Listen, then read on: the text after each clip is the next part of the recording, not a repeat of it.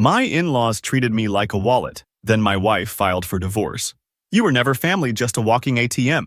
Even the kids won't miss you. They laughed, toasting with champagne bought with my money. I smirked, raising my glass to them. 7 days later, my phone blew up, with 23 missed calls as they lost everything. I never thought I'd be writing one of these posts, but here I am at 2 a.m., sitting in my car outside what used to be my home, trying to make sense of everything. It started with a notification on my phone, a simple email from our shared Amazon account about a returned package I never ordered. That's how I discovered my wife Penny had been hiding a secret credit card, and my whole world started unraveling. Let me back up a bit. I'm Dustin, 34M, married to Penny, 32F, for 8 years. We met when I was starting my small construction business, living in a cramped apartment and driving a beat-up Toyota. Penny was sweet, supportive, and seemed to love the simple life we built together. Her family, well, that's where things get complicated. Her parents, Camille and Everett, seemed okay at first.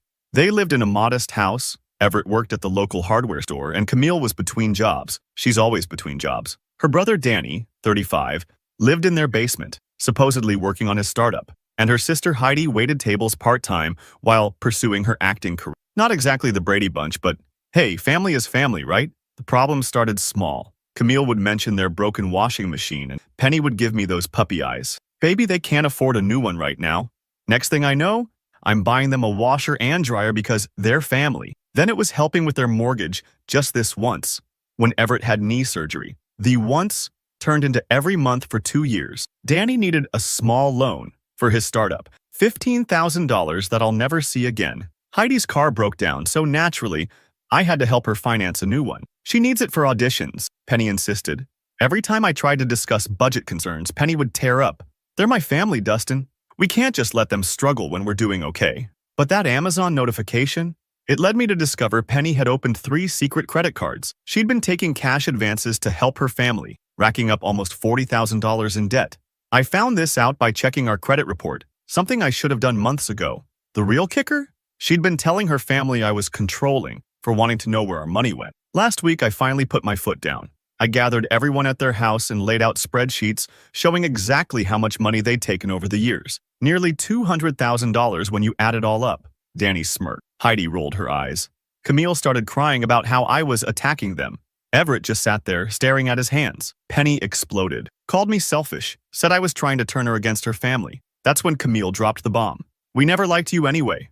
You were just convenient. Someone to help keep us comfortable. They all laughed. Even Penny. 2 days later, I was served divorce papers. The claims? Emotional abuse and financial control. They're trying to paint me as some monster who manipulated and isolated Penny from her loving family. Yesterday, they invited me to a family meeting to discuss things civilly. I walked into their house to find them celebrating with champagne I probably paid for. Opal, Camille's friend from the bank, was there too. They were all laughing, toasting to freedom from the control freak. Camille looked me dead in the eyes and said, "You were never family, just a walking ATM. Even the kids won't miss you." We don't have kids yet, thank God, but they'd been pressuring us about it lately. Now I know why. I didn't get angry, didn't yell. I just smiled, raised the glass they'd given me, and said, "Thanks for showing me exactly who you all are." Then I called my friend Elliot. He's a lawyer. The look on their faces when I mentioned his name, priceless. They don't know it yet, but I've spent the last week documenting everything. Every loan, every transfer, every guilt trip, every manipulation. I've got 8 years of receipts, text messages, and bank statements. They think they've won, that they'll get half my business and keep bleeding me dry through alimony. They have no idea what's coming. Edit 1. Some of you pointed out that I should check for additional credit cards and accounts. Already on it. The rabbit hole goes deeper than I thought. Edit 2. To the people calling me stupid for not seeing this sooner. Yeah, maybe. Love makes you blind. But I'm wide awake now. Update 1. First, thank you everyone for the support on my last post. It really helped me keep my head straight these past few weeks. A lot has happened, and I need to get it off my chest. I've moved out of our house into a small apartment across town. It's nothing fancy, just a 1-bedroom with basic furniture from Target.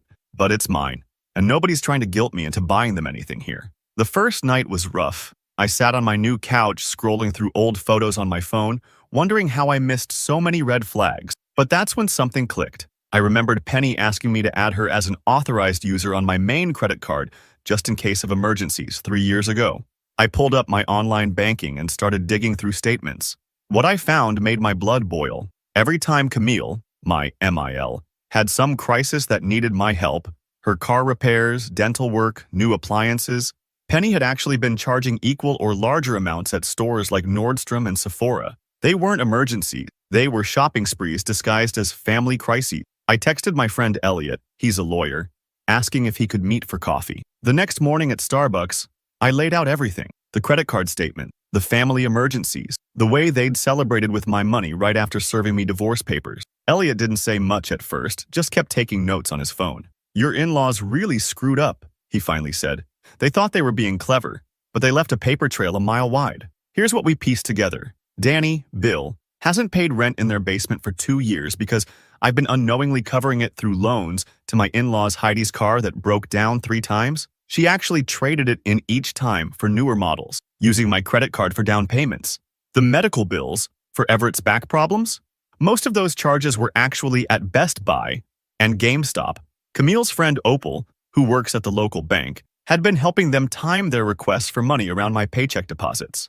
The real kicker came yesterday. I was cleaning out our shared home office, supervised by Penny's cousin, since I'm not supposed to be there when she's home, and I found a notebook in Camille's handwriting. It was a literal playbook of manipulation tactics. Emergency calls work best on Sundays when he's relaxed. Mention the grandkid's future if he hesitates about money. Let Penny ask, he never says no to her. Family dinner, =, new request opportunity. I took photos of every page. But here's what they don't know. Their mortgage that I've been helping with? It's 3 months behind because I stopped payments when I found out about the divorced Danny's truck that's in my name. I'm reporting it as unauthorized use next week. All those loans they never paid back? I've got signed IOUs for most of them. The joint account Penny drained? She missed the business account she's not on. Penny filed for divorce claiming I was financially controlling. The irony would be hilarious if it wasn't so infuriating. Her lawyer sent over their initial demands yesterday. They want half my business, the house, and ongoing support for her and her parents, since they're dependent on our family income. I showed the demands to Elliot. He actually laughed. They really think you're just going to roll over, he said, shaking his head.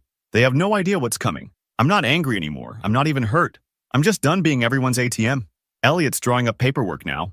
The in-laws think the gravy train is just changing tracks. They don't realize it's about to derail completely. The funny thing is, I got a text from Opal yesterday. Maybe we can work something out if you're reasonable about the divorce settlement. I didn't reply. Let them think I'm defeated. Let them celebrate a little longer. They taught me an expensive lesson about family. Now I'm about to teach them one about consequences. I'll update when everything's in motion. Right now, I need to focus on documenting everything and letting Elliot do his job. The next family dinner they have might not be quite as cheerful as the last one. Edit. A lot of people are asking if I'm worried about retaliation. I'm not. They've spent years pretending to be victims while bleeding me dry. All I'm doing is stopping the bleeding and letting natural consequences happen. Everything I'm doing is completely legal. I'm just not going to be their safety net anymore. Edit 2. To clarify, yes, I have copies of all documents in multiple secure locations. And no, I won't be responding to any of their calls or messages except through my lawyer. Update 2. It's been 3 weeks since my last update, and holy shit have things changed. I've been getting tons of DMs asking for updates, so here we go. Remember how I mentioned working with my friend Elliot to document everything?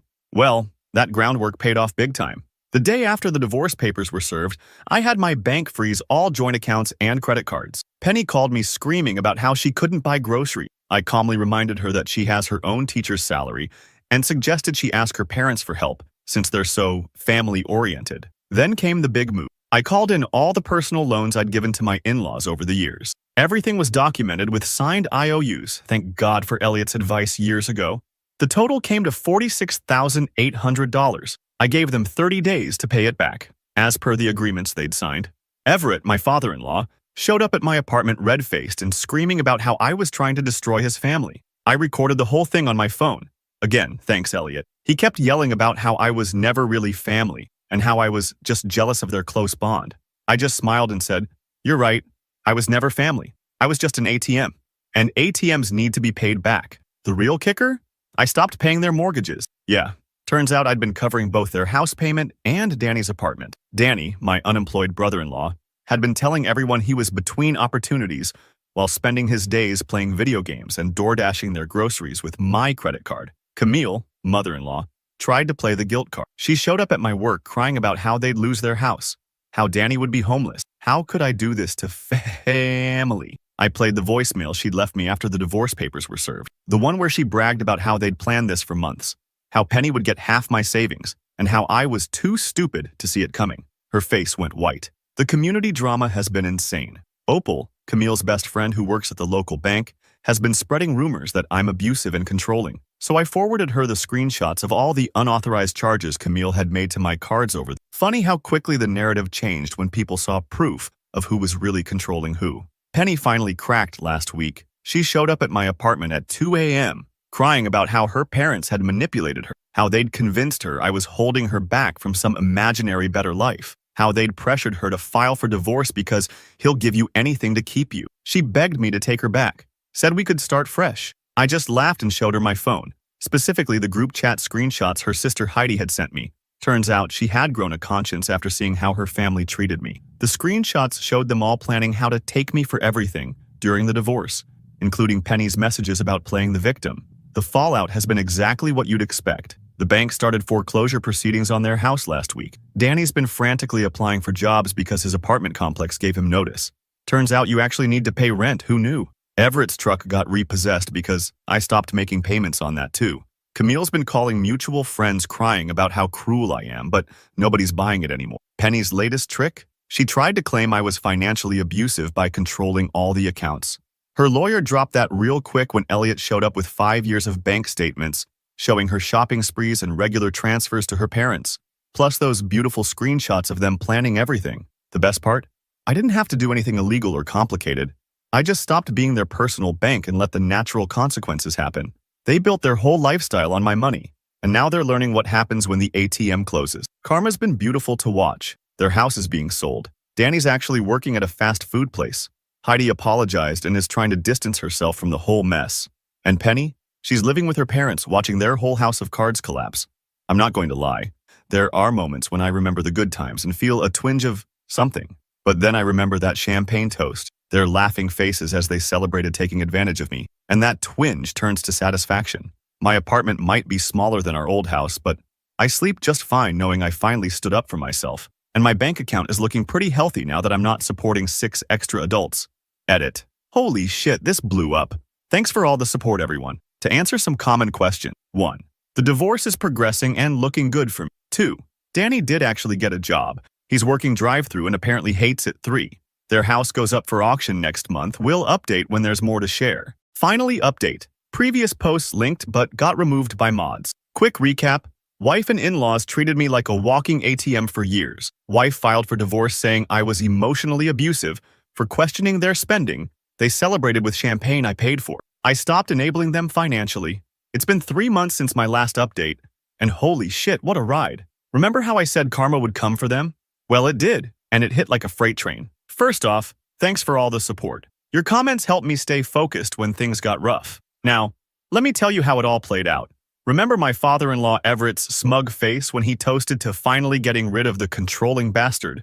Well, he's not smirking anymore. The hardware store he worked at for 23 years laid him off last month. Turns out drinking on lunch breaks eventually catches up with you. He could have probably found another job, but his pride wouldn't let him work beneath his station. Their house went into foreclosure last week. My buddy Elliot, who's been my rock through this, helped me document every penny they'd squeezed out of me over the years. When I stopped paying their bills, reality hit them like a sledgehammer. Camille, my mother-in-law, tried guilt-tripping me through mutual friends. How could you let your family end up on the street? I blocked every number they called from.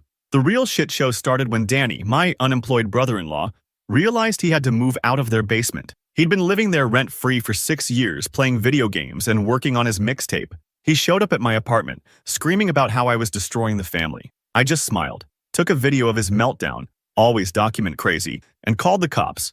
They escorted him away while he was still ranting about his upcoming record deal. Then came the community fallout. Remember Opal, my mother-in-law's gossip buddy who works at the local bank? She'd been spreading rumors about how I was financially abusing the family. Well, karma got her too. During one of her rants at the grocery store about what a monster I was, she let slip about all the loans and credit cards my wife had taken out in my name. A mutual friend recorded it all and sent it to me. That recording became pretty useful in the divorce proceedings. The biggest surprise? My soon-to-be ex-wife Penny's reaction when reality finally hit. She came to my workplace 2 weeks ago, mascara running, begging me to fix everything. Said she realized what her family had done.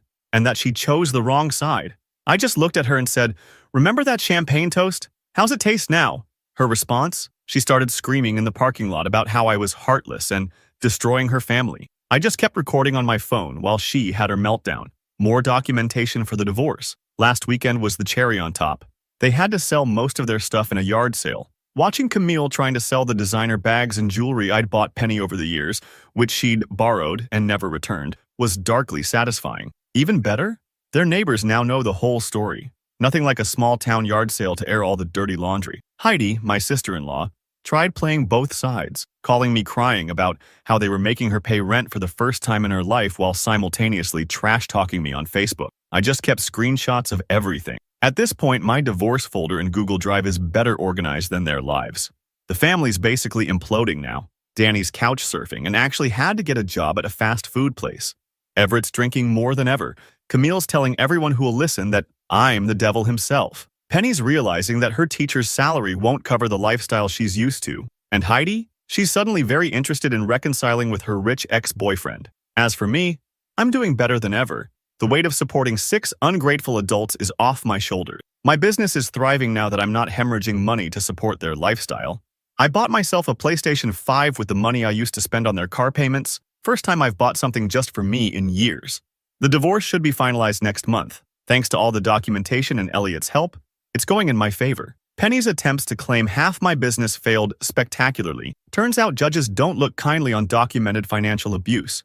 Life's not perfect. Some mutual friends took their side, but good riddance. The real ones stuck around, and I've never been more clear about who I can trust. To everyone dealing with similar situations, stand your ground. Don't let toxic family members guilt you into setting yourself on fire to keep them warm. Sometimes the kindest thing you can do for yourself is to let people face the consequences of their own actions. Edit. Thanks for all the awards. To those asking, yes, I've got cameras installed at my place, not taking any chances. Edit 2. Some asked what happened to the joint accounts. There weren't any by the end. I separated everything months ago when I first suspected something was wrong. Always trust your gut, folks.